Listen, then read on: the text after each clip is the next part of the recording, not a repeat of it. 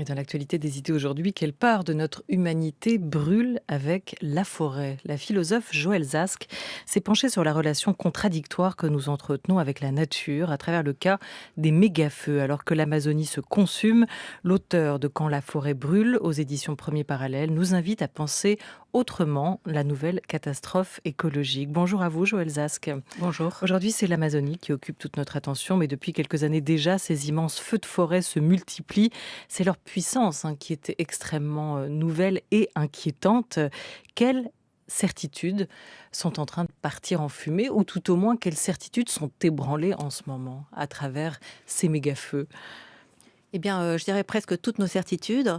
D'abord, la certitude de savoir quelque chose des feux et effectivement, il faut peut-être insister d'emblée sur le fait que ces méga-feux sont des objets nouveaux, qui sont sans précédent, qui sont tout à fait inédits, qui existent depuis une dizaine d'années et qu'il est difficile de penser tant, disons, nos rhétoriques habituelles concernant le feu, soit monstre à abattre, soit au contraire, disons, éléments de l'équilibre, des équilibres naturels, sont prégnants. Et donc, je crois que déjà, ce que nous apprend en quelque sorte l'émergence du méga-feu, c'est nos difficultés à sortir d'un certain dogmatisme, à sortir, disons, des discours bien rodés qui commandent nos relations générales à la nature. Donc, ces relations, en fait, elles sont de deux ordres. Là, comme je viens de l'énoncer, vous avez d'un côté l'idée d'une domination de la nature, d'une maîtrise qui va jusqu'à sa destruction, voire à se substituer à elle, son arraisonnement, voilà un terme qui a souvent été utilisé. Et puis de l'autre, l'idée, voilà, un préservationnisme à tout crin, l'idée que finalement, moins la nature est habitée par les hommes, moins elle est modifiée par l'humanité, et mieux ces équilibres sont-ils préservés. Et donc je crois que c'est déjà cela que le méga-feu, si tant est que nous arrivions à l'objectiver, à en prendre acte, à en parler, à se dire que ce qui se passe aujourd'hui n'est pas ce qui se passait hier, eh bien, c'est cela que nous apprend déjà cet événement écologique majeur. Et en même temps, il nous en apprend long sur, je dirais, nos difficultés intellectuelles, sensibles, émotionnelles, théoriques, à faire face à la réalité, Et à avec, avoir les yeux en face des trous, je dirais presque. avec l'Amazonie, depuis quelques semaines, est-ce que vous avez le sentiment qu'on commence à trouver les mots justes pour en parler? Oui, même si l'Amazonie brûle depuis une bonne dizaine d'années, même si parallèlement à l'Amazonie se produisent des feux tout aussi catastrophiques et d'un autre ordre que ce qu'on connaissait dans le passé en Alaska, en Alberta, en Indonésie, et puis aujourd'hui en Bolivie. En Bolivie, là, l'information est en train de se déployer. Les feux en Bolivie menacent même des trésors historiques de l'humanité, notamment tout un art rupestre. Donc, effectivement, je crois qu'il ne faut pas non plus relativiser, tomber dans un relativisme qui viendrait couper l'herbe sous le pied de ceux qui émettent finalement aujourd'hui des jugements qui sont susceptibles d'être entendus, des jugements qui sont susceptibles de changer la donne et des jugements qui sont susceptibles d'accélérer la prise de conscience que à la fois le catastrophisme, je dirais, le climato-scepticisme sont voilà, des attitudes inutiles, je dirais, en tout cas problématiques sur le terrain. Donc oui, il faut entendre. Je pense que l'Amazonie, c'est un petit peu, elle est à la forêt ce que Notre-Dame est à la ville. C'est-à-dire que c'est un symbole. Il est vrai que l'Amazonie est un phénomène qui cache, dont on en parle maintenant, qui cache beaucoup d'inégalités, qui cache des rapports, je dirais, à la forêt extrêmement contrastés. On en parle comme d'une entité, alors qu'en fait, elle est à cheval sur plusieurs pays. On en parle comme d'un poumon, alors qu'elle ne produit que 5% de l'oxygène de la planète. Donc, il y a beaucoup de poumons sur la planète. Et elle en est un, fondamental. Mais donc, il y a toute une mythologie, une espèce de, justement, disons, de sacralisation et de substantialisation de l'Amazonie, qui est un tort fait au peuple autochtone, qui est un tort fait à la biodiversité, qui est un tort fait aussi à ceux qui subissent je dirais, des politiques, des politiques extractivistes, d'une irresponsabilité, d'une criminalité extrême. Mais en même temps, il faut entendre ce qui est dit et profiter, je veux dire, utiliser ce premier pas en quelque sorte, qui coïncide avec la parution de mon livre, et je m'en étonne.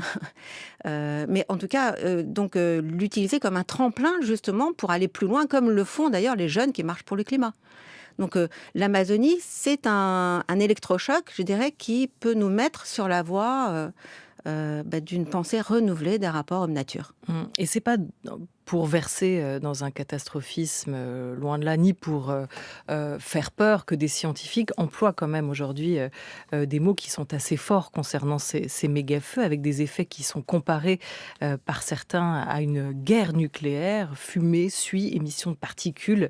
L'air brûle aussi à travers ces méga-feux, ce qui en fait aussi une particularité. On pense aussi aux scénarios de la NASA qui sont tout aussi inquiétants et qui comparent ces méga-feux à des sortes d'apocalypse par les effets qu'elle peut produire. Alors vous le disiez, au moment où vous écrivez ce livre, Joël Zask, quand la forêt brûle, c'est pas l'Amazonie qui est en feu, mais c'est peu après les incendies qui ont eu lieu en Californie, sur lesquels vous revenez d'ailleurs assez longuement. On va écouter un extrait d'un reportage de France 24. On est alors le 16 novembre 2018. Vue du ciel, les colonnes de fumée paraissent interminables. Près de 57 000 hectares de forêt ont déjà été dévorés par les flammes et l'incendie n'est pour l'instant contenu qu'à 40%. L'ampleur de la dévastation, les incendies sont graves, celui-ci ne connaît aucun précédent. C'est insoutenable que cela se produise année après année. À Paradise, pas un seul bâtiment n'a résisté. Nous allons devoir mieux gérer nos forêts, nous allons devoir construire nos villes plus intelligemment et nous allons devoir construire des abris pour que les gens puissent se réfugier lorsque ces terribles incendies dégénèrent. Voilà, Campfire en Californie en 2018, puissance du feu, rapidité aussi de sa propagation avec des phénomènes assez nouveaux, comme ce que vous appelez ces ouragans de feu qui se produisent là pour la première fois. Vous revenez aussi sur les mots qu'a eu le président américain Donald Trump à ce moment-là, qui pointe une gestion désastreuse des forêts. Il y a eu un défaut de prévention. Alors oui, il y a un défaut de prévention, mais il y a un défaut généralement d'entretien de la forêt. Et effectivement, disons que le schème, le paradigme de la lutte contre les feux comme ennemi à abattre, la rhétorique guerrière, l'emporte très très largement sur les discours qui relèveraient de la prévention. Et c'est pas un hasard, puisque très précisément, je dirais que, disons, la rhétorique guerrière est la suite logique de l'idéologie d'une domination de la nature, le feu faisant partie de la nature, l'idée qu'il nous échappe et la caractéristique des méga-feux, c'est qu'ils sont proprement incontrôlables et inextinguibles. Donc l'idée qu'il nous échappe n'est même pas, en quelque sorte, intégrée dans le logiciel que nous mettons en place pour y faire face. Alors Trump, comme Poutine d'ailleurs, ou Bolsonaro, en prennent acte, enfin disons en tout cas témoignent de ce qu'effectivement, si les feux sont incontrôlables, c'est parce qu'il y a une faute humaine. Et que cette faute humaine, elle est à très court terme, c'est un défaut des forestiers, c'est un défaut des responsables des forêts et des parcs naturels. Donc la faute est imputable aux pompiers, la faute est imputable à l'homme, la faute est imputable aux responsables directs, mais en revanche, disons, des causes plus lointaines sont inaperçues, et en particulier, je dirais presque le concert d'actions et de voies qui seraient nécessaires au changement culturel majeur qui nous permettrait de renouveler des pratiques de soins de la nature, évidemment, n'est pas du tout au rendez-vous, il n'est pas mobilisé. Donc je pense qu'il faut, disons que la possibilité d'auto-organisation plurielle en faveur d'une prévention des feux est tout à fait là. On a d'ailleurs une fenêtre assez importante pour la mettre en œuvre, mais que cette prévention, évidemment, doit prendre des formes à la fois décentralisées, des formes d'engagement, des formes de concernement, des formes d'association, de collaboration entre plein de disciplines, entre plein de gens, entre plein de peuples, dont ceux qui sont tenus pour primitifs ou arriérés, y compris nos paysans français d'ailleurs, qui ne sont pas mieux considérés que les sauvages d'Amazonie. Et donc l'ensemble des populations concernées serait à même, je pense, de faire face finalement à cette épidémie de méga-feux qui aujourd'hui, effectivement, quand on en décrit les conséquences, sont proprement terrifiants. Mais qu'est-ce que vous voulez dire quand vous dites que les méga-feux questionnent aussi notre confiance en la rationalité du contrôle et de l'aménagement du territoire? Que le feu, finalement, est aussi un agent perturbateur de cela? Oui, ça perturbe parce que précisément, c'est cette idéologie de la maîtrise de la nature et du contrôle qui mène au réchauffement climatique, qui est une cause majeure du méga-feu. C'est-à-dire que l'idée qu'on puisse se substituer à la nature, l'idée qu'on puisse l'aménager de manière à ce qu'elle réponde entièrement à nos attentes et que la marge d'imprévisibilité que contiennent les phénomènes naturels soit supprimée à la racine, si je peux dire, sans mauvaise métaphore. Donc tout cela, évidemment, est nécessaire, enfin disons, constitue l'ensemble des ingrédients, très schématiquement, qui justifient la civilisation industrielle et sa force de frappe, et qui justifie aussi l'idée que, disons, face à un manquement industriel, doit exister une réponse technologique, technocratique et industrielle plus sophistiquée. Donc on voit comment finalement les politiques d'aménagement rationnel d'un territoire soumis en quelque sorte à un contrôle prévisible humain, et en général d'ailleurs tout à fait moniste ou unilatéral et générateur de très profondes inégalités, finalement explique aussi bien disons, l'aggravation de la crise climatique que le maintien du paradigme d'une lutte à mort, en quelque sorte, contre les feux, que malheureusement on est sûr de perdre si les termes restent ceux-là. Et cette fameuse guerre du feu, c'est cette question qui s'est beaucoup posée avec les incendies en Amazonie. Qui brûle la forêt? La probabilité de tels incendies devrait encore doubler, voire tripler d'ici 2050, selon une étude récente de Harvard. On arrive à dresser exactement les causes de ces méga-feux. On parle de la sécheresse, du réchauffement climatique. On a aussi ouvert la porte à la critique des logiques d'exploitation industrielle de la forêt. Est-ce qu'on peut mesurer où est la part de responsabilité de l'homme dans ces méga-feux? Mais je dirais que la part de responsabilité de l'homme, elle est totale, en quelque sorte, et que tous ces feux sont d'une manière ou d'une autre criminels. Et je voudrais un peu insister là-dessus. Mais d'abord, rappeler qu'il est vrai que les prévisions des écologues, des climatologues et de la NASA en particulier concernent, entre autres, l'Amazonie. Mais que des rapports énoncent aussi le fait que à peu près plus de la moitié des municipalités françaises vont être exposées au risque du feu d'ici 2050. Donc, je pense que personne n'est à l'abri. Aujourd'hui, il faut prendre conscience de ça. C'est que le feu n'est plus un phénomène lointain. Enfin, nous, en Méditerranée, en Corse, on le sait, mais on le sait aussi de plus en plus dans les Vosges, on le sait dans l'Aude, on le sait un peu partout dans le sud-ouest. Donc, je veux dire, les feux se rapprochent et je crois que c'est ce qu'enregistre la NASA. Il faut donc... disons, au lieu de parler au nom de cultures lointaines, de peuples opprimés, enfin, ce qui est important aussi, mais voir que cette oppression et les dangers qui nous guettent sont aussi à notre porte, en quelque sorte. Et je voudrais un petit peu insister là-dessus. Ensuite, il y a évidemment beaucoup de causes du méga-feu. Je voudrais aussi préciser que les méga-feux ne sont qu'un des effets, bien sûr, du réchauffement climatique. Les méga-feux sont un effet parmi d'autres, peut-être pas le plus grave, je n'en sais rien. En tout cas, je ne suis pas écologue. Mais en tout cas, c'est un effet qui est si notable qu'on peut en parler justement comme un accélérateur d'opinion, un signal d'avertissement, dans la mesure où le feu exerce à la fois une fascination et une terreur. Donc, je l'ai personnellement abordé de cette façon. Alors, en ce qui concerne la dimension criminelle des feux, je dirais qu'il y en a que d'abord... 85 à 98% des feux sont générés par les activités humaines et non par d'autres causes, et certainement pas par des causes naturelles. Donc ça, c'est déjà une première chose. Donc les activités humaines ont une part énorme concernant le déclenchement déjà des feux, leur ignition. Par ailleurs, clairement, les feux sont liés au réchauffement climatique puisque ce sont les périodes de sécheresse de plus en plus prolongées, l'allongement de la saison du feu, le réchauffement, l'augmentation des températures et les stress hydriques, en gros, qui génèrent bien sûr ces méga-feux. Et puis il y a une autre cause qui me semble importante, qui est le manque d'entretien de la forêt. C'est-à-dire que le fait que les forêts ont été abandonnées par le pastoralisme, par la cueillette, la chasse en particulier, par les activités paysannes à cause de l'exode rural. Et en l'occurrence, ces forêts non entretenues sont des forêts encombrées de combustible, de matières sèches, qui transforment la forêt en torche dès la première étincelle. Donc c'est cette incongruence entre le réchauffement climatique et le manque d'entretien de la forêt, à quoi s'ajoute bien sûr le fait que les gens qui vivent dans la forêt aujourd'hui, qu'il s'agisse de urbains, qu'il s'agisse de touristes, ou qu'il s'agisse de simples résidents, ne connaissent pas grand-chose à la forêt et ont une attitude prédatrice. À quoi il s'ajoute bien sûr ce que Singh appelait la plantation, c'est-à-dire le remplacement d'une forêt diversifiée. Elle n'est pas primaire, hein, mais en tout cas elle est diversifiée. Et d'ailleurs les usages anthropiques de la forêt veillaient à cette diversification des espèces et au maintien de cette diversité.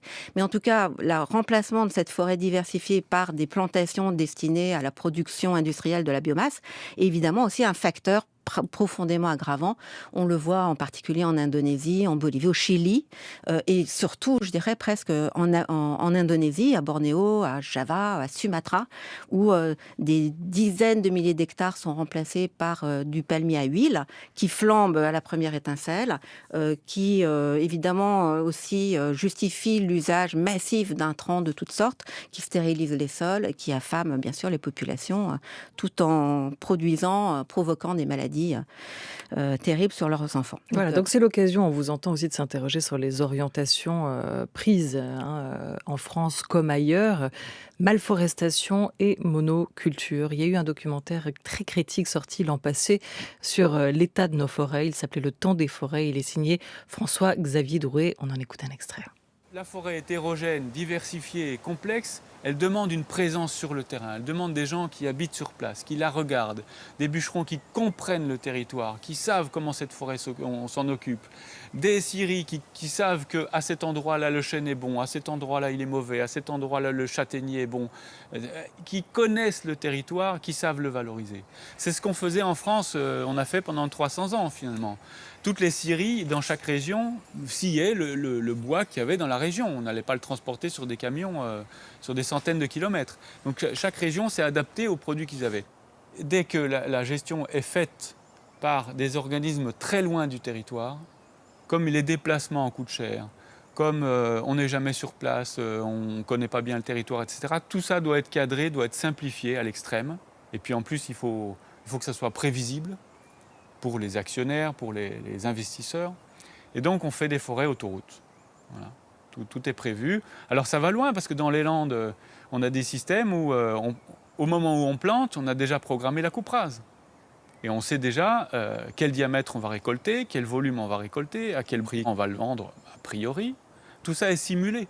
Il y a des logiciels de simulation, d'expertise, qui vous permettent de savoir, bon, vous investissez tant, au final vous récoltez tant, donc ça produit 2,5% de rendement, compte tenu des avantages fiscaux, ça vous rajoute 1%, etc. Tout ça est prévisible. Dès qu'on est dans ces forêts-là, comme ici, pour prédire quelque chose, hein.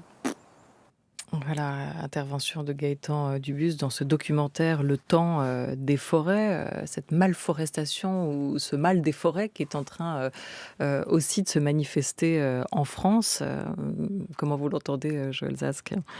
Mais oui, non, effectivement, enfin, il est frappant de constater qu'au moment où tout le monde, pour de très bonnes raisons, s'intéresse à la vie des arbres, aux communautés qu'ils forment, à cette vie secrète qui se passe sous la terre, entre leurs radicelles, eh bien, les arbres brûlent et les forêts se transforment en usines à bois ou, comme on dit, en déserts boisés. Donc, effectivement, ce contraste... Ça relève d'une mécompréhension ou d'une volonté intentionnelle pour vous de s'approprier aussi ces réserves naturelles que sont les forêts? Il y a une intention maligne derrière ou c'est une mécompréhension de ce qu'étaient les forêts jusque-là? Tout dépend des acteurs qu'on considère, mais oui, non, je pense qu'il y a effectivement dans la cécité vis-à-vis des méga-feux et dans le fait de ne pas voir qu'il y a forêt, une tentative aussi peut-être de dissimulation d'activités prédatrices pour la nature. Ça, c'est évident qu'il y a une collusion d'intérêts parfois, et à de nombreuses reprises un peu partout dans le monde, entre les lobbies, entre les multinationales et, disons, tous les usages productivistes, extractivistes de la forêt qui transforment celle-ci finalement, encore une fois, en usine à bois. Donc là, clairement, il y a effectivement un discours malhonnête, en particulier lorsque des multinationales se rachètent une conduite en disant nous allons planter des arbres, mais de quels arbres s'agit-il? Voilà. C'est-à-dire, il est vrai que nous avons pollué, mais nous allons donner à la communauté internationale 10 000 arbres, 20 000 arbres. Enfin, c'est du pin Douglas qui est destiné justement à la coupe rase. Je crois que c'est important même de rappeler, par exemple, où il était question des Landes, de rappeler que la forêt des Landes, c'est un projet de Napoléon et du baron Haussmann d'ailleurs, et le terme qui est utilisé, c'est celui de colonisation. Et il n'est pas du tout question de créer un milieu de vie. C'est cette forêt des Landes, elle est pensée comme le contraire de la civilisation, c'est-à-dire comme une usine à bois destinée à alimenter, disons, la fabrique la fabrique des navires, la construction d'un certain nombre de villes. Et c'est la première grande forêt industrielle, en quelque sorte, que l'on connaît. Avant, ou en tout cas après, le coton et le tabac. Mais là, on a des grandes productions industrielles, et le terme de colonisation, je le trouve très approprié, parce que justement, il va s'appliquer aussi bien aux populations, aux gens, que à la ville, d'ailleurs, et ses quartiers insalubres, que à la nature et à la forêt, et aux campagnes et aux champs. Donc là, je crois qu'il y a effectivement quelque chose à dénoncer, et qu'il faut pluraliser, de même qu'il faut pluraliser notre rapport à la nature, il faut pluraliser notre rapport à la forêt. Il y a des forêts d'ordre extrêmement différents, et la forêt industrielle est à peine une forêt si on consulte notre registre enfantin et symbolique de la forêt. C'est tout le contraire d'une forêt, finalement. Voilà, vous dites il y a des forêts et des forêts. Comme on entendait tout à l'heure, il y a des feux et des feux. Oui, Ils voilà. ne sont pas tous de même nature. Qu'est-ce que vous appelez pluraliser notre rapport à la nature? C'est-à-dire, en fait, d'abord de s'en sentir en quelque sorte partie prenante, hein, je dirais, plutôt que extérieure. C'est-à-dire, à la fois, nous ne sommes ni le maître, encore moins le possesseur, ni finalement le spectateur, comme le voudrait un certain courant d'écologie, je dirais, radicale, et un but de préservationnisme. Donc là, se penser partie prenante, ça me semble déjà une chose très importante. Savoir revisiter, même, je dirais, à travers des textes ou à travers des témoignages, comme c'est le cas de l'entretien qu'on vient d'entendre sur les métiers de la forêt, les bûcherons, les forestiers, qui ont beaucoup de choses à nous apprendre. Aujourd'hui, par exemple, les responsables des forêts, des parcs naturels en Australie consultent les aborigènes d'Australie. Donc il y a cette pluralité-là qui est en jeu aussi. C'est-à-dire la pluralité des usages anthropiques de la forêt qui concerne un très grand nombre de gens à travers des siècles et parfois même des millénaires, qu'il faudrait aussi pouvoir en quelque sorte revisiter, repenser et intégrer dans une idée du nous. Voilà, je crois que le je doit laisser la place à un nous. Mais il en va de même des animaux, des plantes, de ce qu'on appelle la biodiversité. C'est-à-dire qu'une forêt est nécessairement plurielle, et les aborigènes d'Australie, comme les Indiens d'Amazonie, le savent bien. C'est-à-dire qu'il y a de très beaux textes de Clifford Geertz concernant la maestria avec laquelle les Indiens d'Amazonie préservent la biodiversité, introduisent des plantes, créent des compagnonnages entre des plantes parfois lointaines, créent des espèces aussi, et maintiennent justement disons, la pluralité des espèces vivant dans la forêt. Donc il y a tout ce travail à faire qui me semble être une bonne réponse, en quelque sorte, une réponse écologique, bien sûr pour la sauvegarde des forêts et la prévention contre les méga-feux, mais d'une manière générale, pour penser la civilisation, pour penser notre rapport au monde extérieur et à la réalité, quelle qu'elle soit. Voilà, et le soin, le care peuvent aussi être au cœur de la forêt. Ça, c'est encore un déplacement géographique qu'on peut faire en allant s'inspirer de ce qui se joue aujourd'hui au Japon avec la sylvothérapie. Le bain de forêt ou Shinrin-yoku, pratique commune depuis les années 80 au Japon et des bienfaits scientifiquement prouvés par le professeur Miyazaki qui depuis 25 ans travaille sur le sujet. Je vais vous montrer une image de la forêt. Restez bien assise, détendez-vous, c'est important. Pendant 1 minute 30, ces capteurs mesurent l'activité du cerveau préfrontal de cette étudiante. Elle est plongée dans le noir, face à une image de forêt. Ici, c'est lorsque nous avons montré l'image de la forêt. Et tout de suite après, la courbe descend. Son activité cérébrale diminue, c'est-à-dire qu'elle est détendue. La courbe remonte à la fin de l'expérience, lorsque l'étudiante n'a plus la forêt sous les yeux. Quand on y réfléchit, ça ne fait que 200 ou 300 ans qu'on vit en ville. Et cette vie moderne nous demande beaucoup d'efforts d'adaptation. Et ça génère du stress. La nature, et la forêt en particulier, c'est tellement en nous qu'il en faut juste un peu pour que ça nous ramène à nos origines et nous apaise. Voilà, pour autant, je ne sais pas comment vous réagissez à cet extrait, Joël Zask, vous n'appelez pas un retour de tous et tous au cœur de la forêt, mais au contraire à revoir cette autre croyance, cette autre forme de révérence qu'il peut y avoir, qu'est l'idéalisation de la forêt et de la nature qui nous entoure. Hein. Oui, c'est-à-dire qu'effectivement, l'idée que la forêt serait, disons, un être originel, coche un peu dans le registre de l'enracinement, de la racine, et donc le registre, je dirais presque, de l'appropriation, de ici c'est chez moi, d'une forme de territorialisation. Et je pense que ces attitudes-là, d'ailleurs, comme en témoignent beaucoup de peuples aussi autochtones, et même nos paysans d'une manière générale, qui n'avaient historiquement aucune tendance à l'appropriation, mais plus au partage et à la mise en commun et au maintien d'un accès à la terre. Donc, comme en témoigne tout cela, je dirais qu'il est important de passer, d'un pied léger sur la terre. Il est important de la rencontrer. Il est important d'entrer en dialogue avec elle. Il est important, disons, de la cultiver tout en la gardant, hein, ce que fait Adam à Éden, par exemple. Ce qui est important, c'est de l'occuper de manière à en laisser toujours pour les autres, voire d'enrichir le patrimoine dont nous héritons. C'est ça que suppriment les feux aussi. Les feux suppriment cet héritage. Et donc, ce rapport-là, il me semble à la fois très universel. On en trouve des versions dans tous les mythes et dans toutes les cultures. Mais c'est disons, une idée qui est très éloignée, à mon sens, de l'idée d'une nature originelle et d'un ressourcement. Voilà, le ressourcement. On peut se ressourcer de toutes sortes de manières. Mais il est clair que le rapport à la nature en tant qu'expérience, le rapport à la nature en tant que création de soi, en tant que découverte de nouvelles potentialités, en tant qu'aire de jeu aussi, en tant que rapport ludique. Voilà ce qui constitue aussi quelque chose qui est fondamentalement, je pense, apaisant.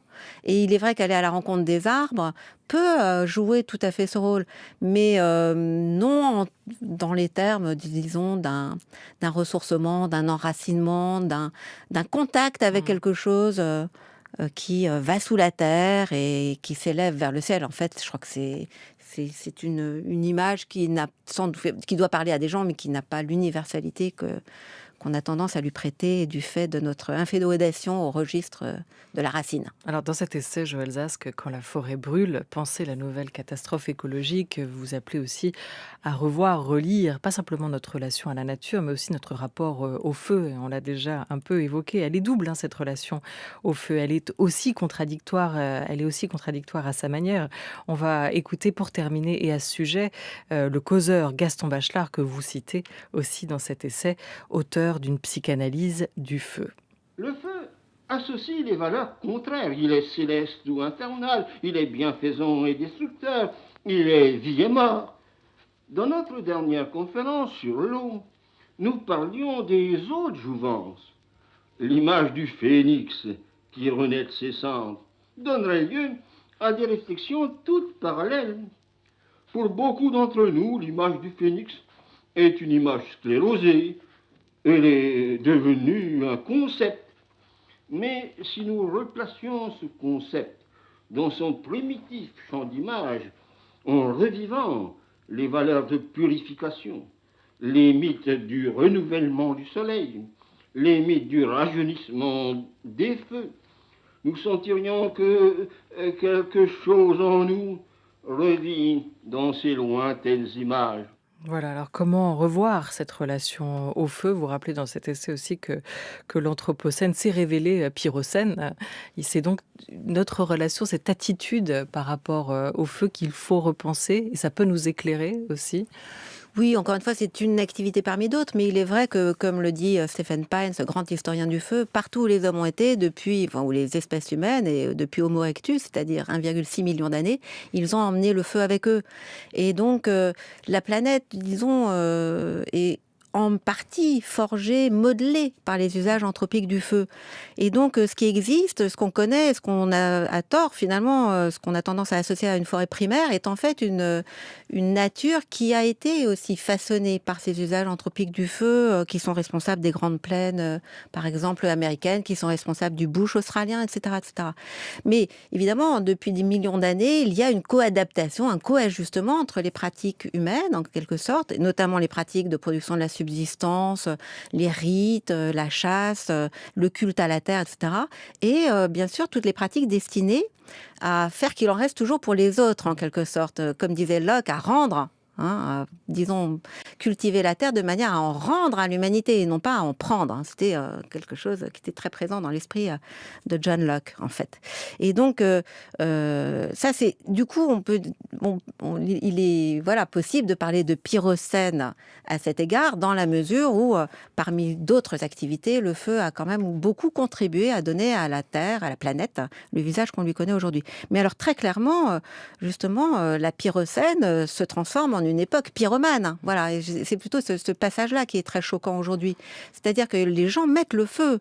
Ils le mettent indirectement quand ils contribuent massivement au réchauffement climatique. Et je pense qu'il y a une différence à faire entre les très gros pollueurs et les petits pollueurs, qui sont souvent des gens aussi intoxiqués par des nouvelles fosses. Ils mettent le feu tout en se créant un ennemi en mettant le feu, puisque le feu devient le grand ennemi à abattre par la suite. Et voilà, tout à fait. Mais justement, ce qui justifie des investissements massifs dans ce qu'on appelle le complexe industriel du feu, dans l'armement, en quelque sorte, la robotique, la fabrique de drones, la recherche, les équipements, etc., etc. Et je vous lis encore des articles en très grand nombre qui justifient un investissement massif de ce type, ce qui, évidemment, ne peut pas vraiment régler le problème.